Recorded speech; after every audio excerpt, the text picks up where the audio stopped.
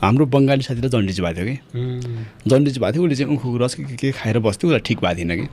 jaundice भएको छ भाइ मेरो त यार बहुत प्रब्लम हो भनेर भन्थ्यो अनि बङ्गाली त्यस्तै भएको थियो अनि त्यो थुम्का परेको पहाड अलि माथि हेरेपछि त्यो लास्टभन्दा अलि माथि गएको थियौँ माथि गयो भने चाहिँ उसले भन्यो क्या मलाई एकदम गाह्रो भइरहेछ सायद म मर्छु होला यो यात्रामा म सायद सफल हुन्न होला तिमीहरूले मलाई छोड्ने नै हो आखिर पछि गएर बरु तिमीलाई म छोड्छु भन्नु भन्यो उसले बङ्गालीले भाइ ऐसा क्यों बोल रहा है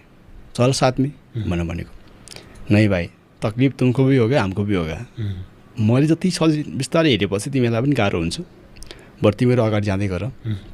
म बाँची आइहाल्छु भनेको यस्तो मुटु यस्तो भयो कि त्यो बेला होइन अनि ओहो मान्छे यार कतिसम्म सोचेर हामीलाई जाऊ भन्ने लाग्यो क्या त्यो बेला होइन हुन त फरक कन्ट्रीको मान्छे हो